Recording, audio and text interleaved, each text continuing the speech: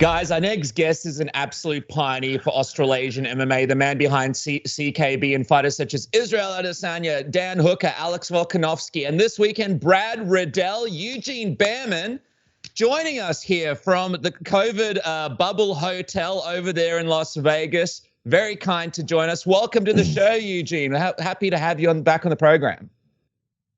No, good to be back, lads. Good to hear your familiar voices again. Yeah, 100%. Just keeping you company as you touch down into the hotel.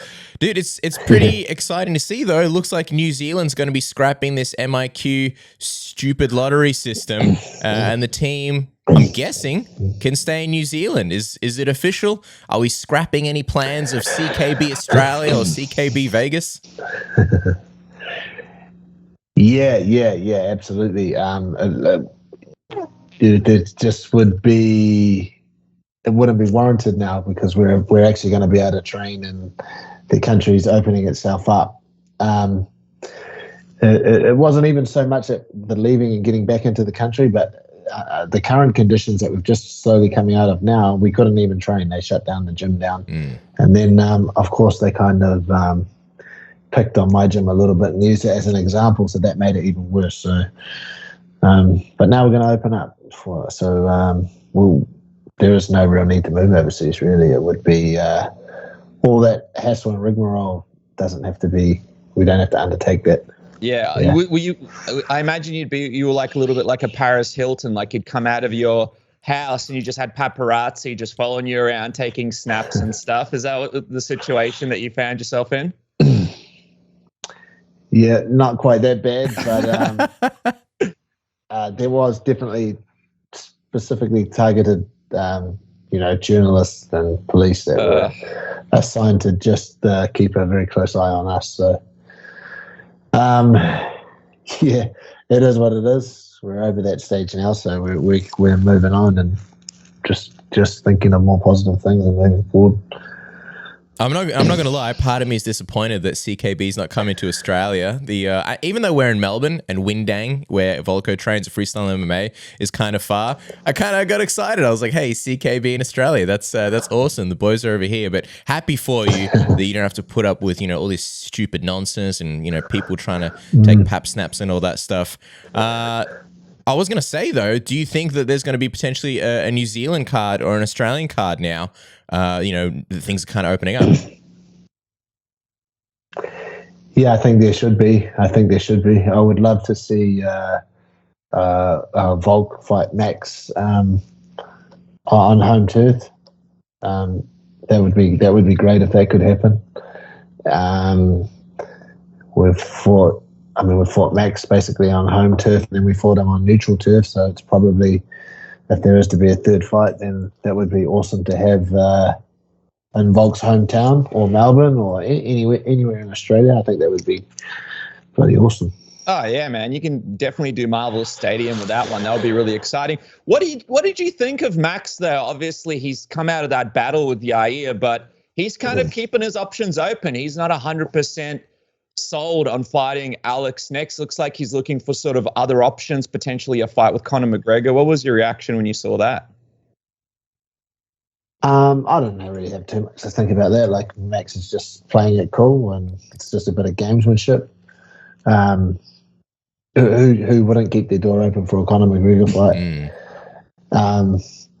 That's one of the only fights in the sport really that could probably that would probably warrant, or that people would consider taking over a title fight. So yeah, that's just part and parcel of the landscape nowadays. So yeah, I don't think any of it. If that doesn't eventuate for Max, then there's only one fight that Max really wants. Let's not kid ourselves. Yeah. Well, what do you think's most likely next for Volt? Because he was toying with the idea of going to 155, just kind of interim, depending on what the time frame will be for Max. Do you think we see Volko at 155, or do you think it's kind of most likely Max next? Should I know Volko had been mentioning 155? No, he's gonna fight whoever's available in his weight division. I'm pretty certain of that. If it's not Max, there's actually some very good contenders coming up. Chikadze, and there's a few others. So there's options there for Volk, but obviously, you tend to lean towards whoever they think is the best person and the best challenger in the division, and it's the consensus is that seems to be Max at the moment. Once he does, Sorry, Karen. No, go on, you. I think he'll stay in his division. I'm pretty certain of that, but maybe he's just throwing a bit of trying to throw people off a little bit, talking about the division. Was he talking about the division below him, maybe? I don't know. Well, yeah, because, every time we'd speak to him, especially like last couple of times, he's been pretty keen on this move up. He even said like as soon as the end of this year, but obviously COVID slowed things down. He wanted to have his crack at lightweight. I guess there's some big fights there for him and stuff like that, but obviously he's got a few title defenses as well.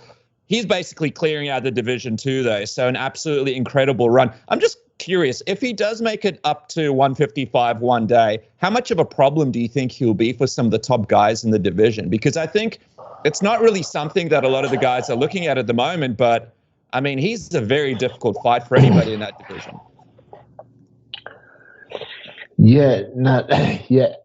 Absolutely. He would give a lot of guys a lot of trouble in that division. I mean, if that ever happened, then me and Joe would get together and the other coaches, and definitely that would have to be quite intricate plan. I feel there would have to be a lot of planning that go into that. I feel like the best route to take would be some specific matches on your way there. As much as it's great, sometimes you have enough pull to jump straight into a title fight, and there's advantages to that. There's also many advantages you can gain from slowly building yourself into that title fight and into that weight division. See, that'd be fascinating because obviously we saw Max fight Dustin Poirier for the interim belt, and it didn't go his way. And then I think people, for the time being, cooled off a little bit on Max at lightweight. So I see what you're saying about if Volko had the right fights, build up to it, and kind of I guess would a part of it be also to get used to the weight class? Many people just thought, hey, Max could be good at lightweight, but he just needs to maybe get a little bit bigger. But I know you guys are kind of like, bigger is not always better. I mean, I've had obviously experienced the obvious bit of experiences the Israel moving up, but I've also a lot of fighters, a lot of my professional fighters that fight on smaller promotions have moved up, and it's definitely the best way to do it is to take a more progressive approach. And it's funny because I know that that's the best approach, but at the highest level where it probably counts the most to have a nice slow progressive approach, a lot of people just don't. They jump straight in, but really that's probably the level where you should put a little bit more thought and planning into moving up. So based on previous experience, if I wanted to do that, I believe he should probably do a couple of fights and line himself up for the title shot after that. If that's the way he wanted to swing things, I think he's got to do a bit more in his division before he does start thinking about that. Just dream scenarios there, but I mean, he could be the guy to give Islam issues in that division. Him versus Dustin Poirier, him versus Oliveira, and even tomorrow, if you put him up against Conor McGregor, I'd love to see the odds for that because I think a lot of people would see him possibly as a favorite there as well. So very interesting stuff. But let's talk about the man of the hour as well, Dan Hooker, who successfully cut down to 145 pounds for his test cut over there in Las Vegas. You were talking to Christopher at It's Time for Sports, and you mentioned how he kind of wanted to see what his results were going to be after the cut at the PI. He was going to do some testing to see how his performances would be, how his body would be, where he would be at. How did those tests go, and were you sort of happy with the results that you got? Yeah, I mean the tests were quite positive, to be honest. I just he sparred earlier today, so I watched him spar and watched him perform there, and yeah, the tests were quite positive. So it could happen. It could happen. I'm not going to confirm that it's happening now, but it definitely is something we're seriously considering. Based on that testing going, based on being pleasantly surprised by those tests that the PI put him through pre and post weight cut. What does it kind of depend on whether he actually does go down to 145 or not? And what will be sort of the biggest difference between Dan at 45 these days as opposed to back in the day? Well, you can put all the science you want behind it, but you have to fighting at that weight means you have to live at a different weight, right? You have to live your life at a different weight. You have to change. You have to adjust your lifestyle a bit. You have to not cut any corners, and that's the part we've got to see. So you've got to live your life, change your lifestyle, live at that different weight, and then you've got to come into the gym every day and perform the same as that you're performing when you're at 155. So there's the science behind it and measure, but then you've got to have the performance. You've got to see you've got to see the performance side of it as well.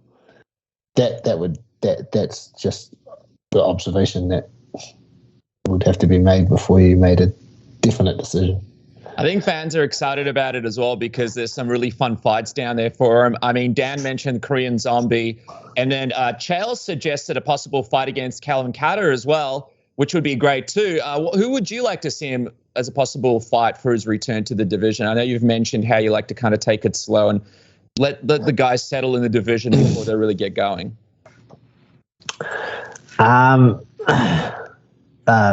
Sorry to be boring, but I don't have anyone in particular in mind. I mean, at the end of the day, I'll stick to the same policy I always stick to, in that once you get into UFC, you have to be prepared to fight anybody, the best guys in the world. And so if Dan made that change to featherweight, then we would have to be prepared for any name to come across the table and be confident that, on any given day that we could give that person trouble and beat him. Well, that's the thing. Like you mentioned, you got to fight anybody. Obviously, the elephant in the room is that he's got his teammate, it seems like a pretty good friend, as Alex Volkanovski, as the actual champion there. And it's not really a new thing for you guys. Obviously, Alex has fought Shane before, Carlos in Israel, 205 for the time, or for, a brief period. Yeah. As a coach, how do you approach something like that if Dan was to say, make it up the ranks and then eventually to a title shot? As a coach, you just don't think about that. To be honest, you just it's an odd sort of a circumstance to be in, because you want both your guys to do well, but you kind of don't want them to do well enough that they have to fight each other, which kind of goes against against the principle of coaching people to be the best that they can be. So it's just a bridge that we'll cross if we ever have to cross it. But no, I don't put a lot of thought into that. It's a strange one. You just get on with the business. If Dan's at featherweight, then the goal is to be the featherweight champion of the world. If Volk's at featherweight, then the goal is to retain being the best featherweight in the world. It's just strange. The two don't really go together, right? But you don't, I mean, there's that, but then also I think Dan sort of looked at it from the perspective of you have, two of the best guys in the division working together, being able to work together in the gym, making each other better, and also having the opportunity for the best in the world to be in the same team. There's a lot of sort of positives with that as well. So I think we'll see how it goes, but it's definitely an exciting move, and people are excited to see Dan make it. Just quickly before we talk Brad Riddell, Dennis, you said best in the world, and it just reminded me of a story, a quick one, of a couple of years ago when I was in Bali on a bit of a boys' trip, and in between watching Breaking Bad and going out and stuff, because Breaking Bad was on Indonesian Netflix at the time, not Australian. UFC 242, Khabib vs Poirier came on, and we all wanted to watch it and just sort of take a break from like day drinking and stuff, but we couldn't because, I don't know, something to do with Indonesian TV and geo-blocking and all sorts of stuff. And I actually had NordVPN at the time. And so we booted that up on the computer, really, really quick to turn on. And then we actually, not only did we stream the event, we paid for it, but we got it at a way, way cheaper price. I think it was streaming it from like the UK streaming service, Box Office or whatever they had. And then I later found out, I think it's Brazil, that they get the pay-per-views for free. So if you stream it from Brazil, you don't have to pay anything because it's part of their, TV service. So that's a quick story about NordVPN, who is also someone that we're partnering up with at the moment. They give me a great deal at the moment, but wanted to mention that VPN because compared to other VPNs, they're just fantastic. You can access your content anywhere. Don't miss your favorite content, even when you're abroad, even when you're like us. I know Huge is in Las Vegas, so shouldn't have any issues geo-blocking. But what if you want to watch, I don't know, crazy fights in Poland or whatever? Never miss anything. You can change your virtual location with one click. You find streaming platforms at lower prices, like we did, and you can choose from 5,100 plus servers in 60 countries. And the best thing is, because some VPNs, they may be good, but then they slow down your internet speed, which is super annoying. NordVPN doesn't do that. Avoid buffering, amazing speed thanks to Nord links, and no more bandwidth throttling, so you can stream securely and watch whatever you want. Isn't that right, Dennis? Yeah, man. And their app, by the way, is amazing. Like, compared to other VPN apps, that's so smooth and easy to use, so simple. You guys will absolutely love it. And what about this deal? NordVPN Cyber Month deal is absolutely off the chain. You can get up to 73% off your NordVPN plan, plus a bonus gift. You guys can click the link below or go to nordvpn.com/submission. Use the code word submission to get this crazy, crazy deal. It's the equivalent of buying a cup of coffee every month, a small price to pay for premium cybersecurity and access to vast amounts of entertainment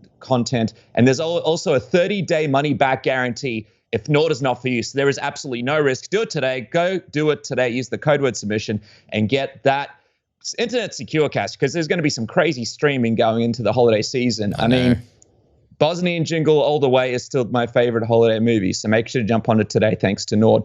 But guys, speaking of jumping onto great deals, this weekend there are just so many great fights. I mean, obviously we're talking about Brad right now. You've also got Jake Matthews, Jimmy Crude, all on the card. Aldo takes off Font, so there are many, many big bets. So much money to be made, and there's only one place to do it, and that is at MyBookie. Double your first deposit with the code word submission. That's right, double your first deposit with the code word submission. But there's so much fun stuff over there. For example, for Cyber Monday, you guys can bet on 12 weeks and get week 13 free with their Cyber Monday deal. When it comes to the NFL, you can bet up to $100 and get up to $100 free. There are always good deals going on depending on what's happening in the year at MyBookie. So don't just take our word for it. Go on there today. They're your bookie. They're my bookie. Bet anything, anytime, anywhere with MyBookie, Cass. That's right. You mentioned jumping onto things. What if you want somebody to jump on you? I mean, it is summer, and I know it's getting hot here in Australia, but you still want somebody to cuddle up to. And, they're less likely to do that if you've got Santa's beard hanging out of your pants.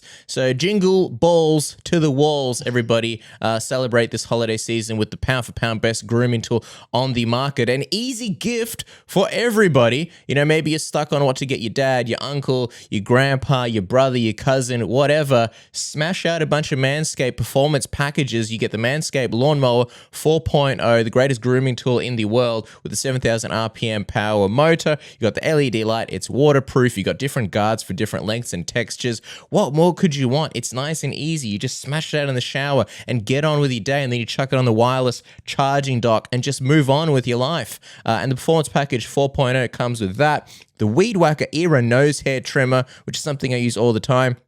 Then you get the Crop Preserver and Crop Reviver, which are anti-chafing ball deodorants, moisturizers, and toners. It comes with a free bag and free underwear. How much easier did your Christmas shopping just get? Manscaped all around for everybody. You'll be the best son, daughter, cousin, uncle, dad, whatever. this Christmas season. That's right, Cass. I mean, this thing is just an absolute must-have. And when you go from having those crappy razors that you can't get wet, that don't have any battery life, that you actually have to put batteries in, and you go to the Manscaped, and this thing is just reliable, easy to use, and you can take it anywhere with you. It's just absolutely a lifesaver. Get 20% off today with the code word submission plus free shipping. 20% off with the code word submission plus free shipping. Get on it today because you just want it to arrive right in time for Christmas. Change somebody's life with Manscaped. I know it's changed mine. But Huge, let's talk about the man of the hour right now, because the reason why you're in Las Vegas is Brad Riddell. And speaking of fighting friends, is fighting his friend Rafael Fiziev this weekend in the co-main event, which is fantastic to see Brad in that position. I mean, what's the vibe like right now as you guys are in fight week going into the fight? And what's this camp been like? Because I know you guys had the paparazzi and stuff following you guys around. Has Brad been able to have a good, proper camp going into this one? Yeah, Brad's had an excellent camp. There's slightly more freedoms in New Zealand since the paparazzi type incidents. And Brad's in a flat with his family, but he's also in a flat with some fighters. So he's been able to pretty much almost keep his training as it would if we were fully open. So his training camp's gone phenomenal. He's had a really good training camp, all things considered. But the vibe in the camp is bloody good, mate. Like that's very important that there's a good vibe in the camp. We got Dan obviously still stuck here, Jenna Fabian from the PFL, our go-to guy, Frank's here. Geordie, the fight dietitian, arrives tomorrow. So we got a great team, and we're all focusing on Brad and getting around Brad and doing what we need to support him, and then get the job done against Brad's old mate. Brad's old mate, yeah. Well, we kind of made a joke like, hey, you guys used to be friends, and he's like, we're still friends. It's like, right, you're still friends. Yeah. I remember when we spoke to you in Israel ahead of the Anderson Silva fight, you were kind of mentioning how it's almost like you had to have Israel in a certain mindset. You couldn't let Israel see Anderson as like, oh, the great Anderson Silva. And as a coach, you kind of had to make sure that, he was in the right mindset. Have you had to do kind of a similar thing with Brad? Obviously, night and day difference between Israel and Anderson. But just as a coach to make sure, the thing that keeps popping through my mind is what happens if, say, Brad hurts Fiziev goes down. You get situations where it's like the ref's not stopping the fight, and just to make sure that he's willing to do anything in there to get the job done. As a coach, how big of a focus has that been on this preparation? Honestly, I've had no focus on that at all because it's not a problem. Brad's a completely different animal to Israel. And if anything, that friendship and being part of the same team for quite a few years has heightened Brad's awareness and heightened his motivation, because he knows how good the other guy is because they're so familiar with each other. So if anything, I think that it's kind of aided Brad's preparation, as I think it's probably done the same for Fiziev, knowing that having that familiarity with each other and knowing how good the other guy is, they know that they have to be in the best form of their life for this fight and on that night. So I think these guys are going to come in the best shape of their life because they just know each other, and that's primarily because they just know each other so well. Big things on the line here, Huge. Big things on the line for the winner. We were talking to Brad earlier this week, and he actually revealed something really interesting. We were sort of talking about the division, and he revealed that he sort of began working on his game plan for Islam Makhachev a couple of years ago after seeing him fight. And I know you guys create game plans and you look at fighters long before you fight them, especially guys that are going to be at the top of the division. Is there any truth to that? Have you guys sort of began looking at Islam with Brad and some of the guys in the team pretty early on? Yeah, absolutely. I mean, when the coaches, we watch. It gets. We kind of narrow it down to the top 15, obviously, because it's hard to, study 50, 100 guys. So definitely the top 15 of each of the guys' division. We have a pretty good, we have a pretty good finger on the pulse when these guys first get into that division, because that's where we think that, that's where we want our guys to go. So, we do. Yeah, I'm not going to say we specifically prepare for some a Makhachev or Gillespie like years and years out, but there are things that we do that will help aid Brad if he ever does get the opportunity to fight someone like Makhachev. Makhachev. You guys think Makhachev's going to get a title shot? Well, that's what I was actually gonna follow this up with. Like, do you think by the time Brad gets his title shot, which could be actually quite soon if everything goes to plan this weekend, do you think Islam will be the champion of the division? Many people think he will be. I think Brad's got a better chance of getting a title shot than Makhachev does. Really? Why?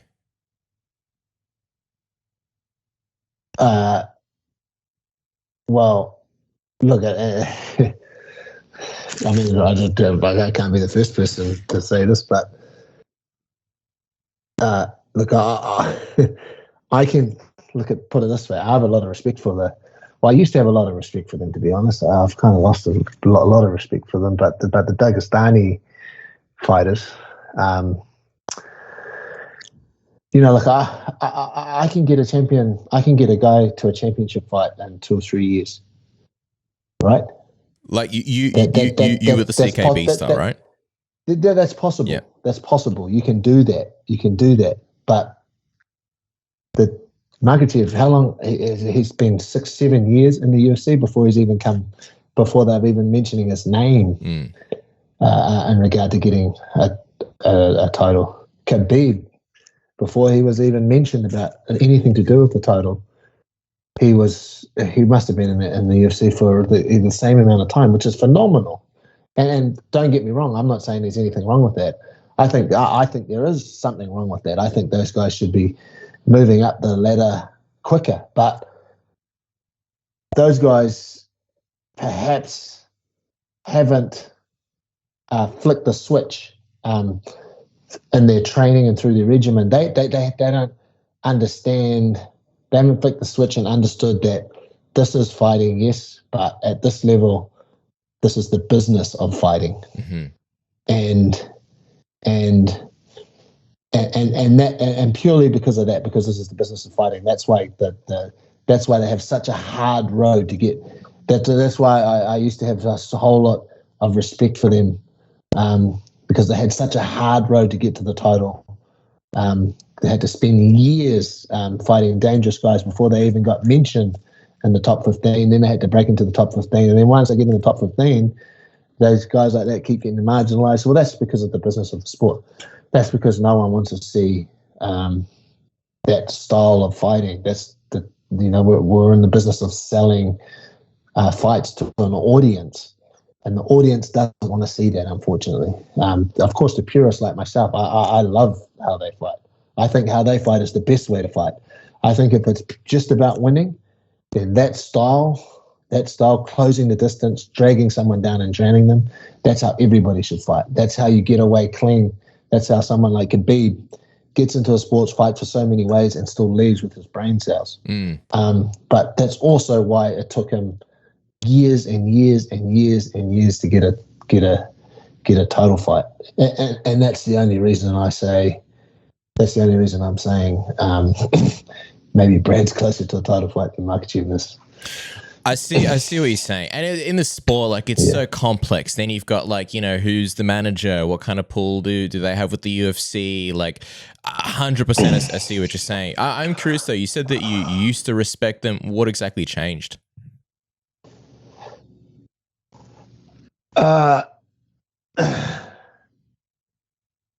Yeah, I mean, I'm gonna provide some good fuel for you guys. I'm not trying to stir shit here, but you said that, and I was just very curious. No, look, I was genuinely curious. Yeah. When I say used to, I still respect them a lot. The thing that I used to respect about them, the guys like Khabib and that, is they were purists. All they did was fight. Don't worry about the media. Don't worry about, just get on with your job, fight. They come from very humble beginnings. They're not very materialistic. When they make a lot of money, they just keep training. They show up, they grind, and they don't care about the material positions, flash cars. All they want to do is fight, and their whole goal is to fight. And their style reflects that. They don't want to be flashy. They want the best way to get to the win, the straight line from A to B. And that's what I used to respect about them. And I used to love it. And the thing is, at the top level, there's not much, like at the very top level, it's a cutthroat game, and you kind of start to, there's the amount of things that you can respect, they start to get pulled away and cut away. And that's what I used to respect about them. But now the game has got to them as well. Mm-hmm. Khabib talks more shit about other fighters than anybody, and I'm disappointed to see that, because for me, he was a guy that, oh man, this guy's still a purist. That's not a part of his DNA, but now you see him slagging off fighters, and then Makhachev does the same. That never used to be a part of their culture. Their culture in the sport. They had their own unique place in the sport. Now they're just like everybody else. Like Khabib just talks as much shit as everybody else. He used to respect all fighters. A lot. Same as Makhachev, but now, and then maybe I heard that maybe their manager controls their Twitter, but then that doesn't. Then they're still foolish for letting their manager control their Twitter. Like, you shouldn't be doing that.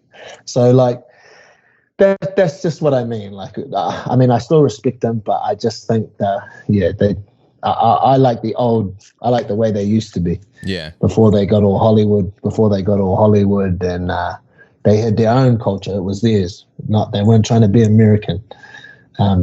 They brought a real purist, a real pure kind of edge to the sport that's missing from the very top. That's missing from the very top because it's so cutthroat. But to see them now just Twitter, blah, blah, blah, no good. This guy's here for a payday. This guy's here for that. This guy's no good. You're all shit. You shouldn't fight him. You don't deserve. Like, just do your thing. And how they do their thing is they just fight until it gets to a point when you can't say no. And that was the thing that I respected. That's all. I see your point. I think it's like the culture of the sport now. I think whether it's the culture of the sport infested them. Yeah. They were like the last bastion. You can't touch the Dagestanis because of that's got to do with their background and the way they come up. Very non-materialistic people. But now the culture of the sport has even infested them. And that was sad for me to see, but that's just the way the world is. That's just the way it is nowadays. Now no one's safe. You know who still has that spirit? Your good friend Robert Whittaker. He doesn't talk trash. Tell me I'm wrong. No, you're right. He has the worst fans though. They love you. They love you huge. He has the worst fans.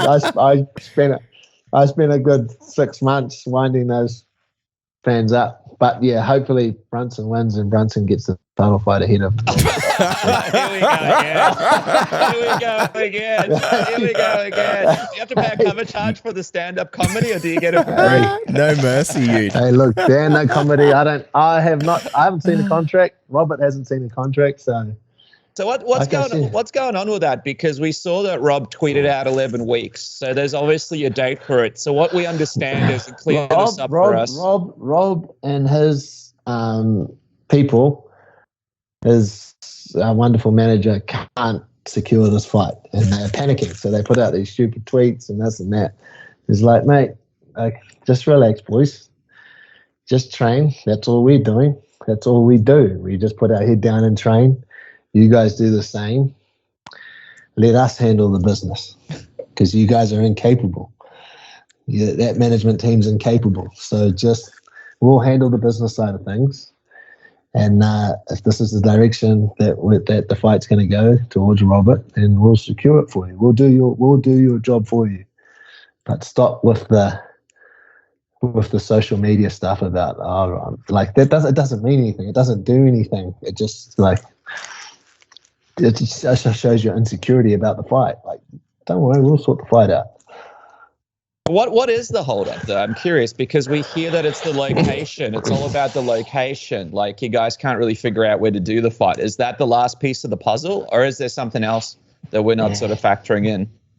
Oh, there's a location, and there's other stuff that happens that I'm not willing to talk about on here that needs to be sorted out. Not just with Israel and the UFC, but Robert and the UFC, and there's all sorts of things. That's not really that's the business side of the sport. Is it because it was going to be a big stadium fight, and obviously it can't happen in a stadium? So obviously you guys still want that kind of, pay for a big fight like that. All of the above. Maybe we're working on something different. Maybe if we can delay this Robert fight by a few months, maybe we can have it in a big stadium in Australia. Maybe that's the right thing to do. And instead to kind of like, well, that's fine. Let's get everybody around together and let's push Robert back a bit. I'm sure Robert would love to do this fight. In a massive stadium on home turf. Let's put someone else in this February slot. You don't know. And I'm not willing to confirm that. Dude, it's like we're here. Tag us in, coach. Here we are in Australia. Everything's nice. The weather's getting good. Just come here. Do the fight here. Hey, Marvel Stadium is just like begging for it. We would love it. I love Las Vegas. But Las Vegas, come on. Like, that's not where the fight should be. Would that work for you guys in Israel? Because I know Israel wants to fight like every second weekend, and him not fighting since, what was it, June, must be killing him. Would it work, though, to kind of wait a little bit longer and then have this, premium event? I think it works perfectly. Let's put Volk and Max, Israel and Robert. Let's push them back a little bit till the fights, till Australia's a bit more open. So it only has to be a few months, and let's do a massive fight at Marvel Stadium again. Imagine that. Oh, it'd be huge. So, but you're thinking in the meantime, in Feb, Israel just fights somebody else like a Brunson or something like that? Oh, no, Israel still fight. And then it's just up to Robert whether he wants to fight again or whether he wants to sit down. I mean, that's up to him. You got to remember, he had the title fight. Remember? He had it signed, sealed, and delivered, and he wasn't willing to make the same commitments that we were. And that was to stay in America and just keep training. Like those are the same commitments that we've made many times. He wasn't willing, which is fine. I've got nothing against him for that, but he had the title fight, and now he might have to get pushed back. I don't know. All right. Well, things are definitely developing. Hopefully, I know everyone's excited to see the rematch. So hopefully it can come together, but of course Australia would be amazing. I just wonder if that would work out. For now, though, Brad Riddell steps in the co-main this weekend. Can't wait to see the fight, guys. Make sure to check out Brad. And, of course, follow CKB on Facebook and Instagram for all the latest updates from the team. Eugene, as always, we appreciate you. Thank you so much for your time. It's an honor as always. No, thank you, guys. Thank you. You got some good ones in this interview. Oh yeah, especially towards the end, a lot of fuel in the fire. You once again, you're endearing yourself to all the Robert Whittaker fans. Of course, it's like a hobby for you at this point. I love them. They're my favorite. I love them. Thanks for your time, Huge. Appreciate it, man. Good luck this weekend. Appreciate it. All the best, man. Enjoy Vegas. We'll speak to you soon. Bye. No, thank you.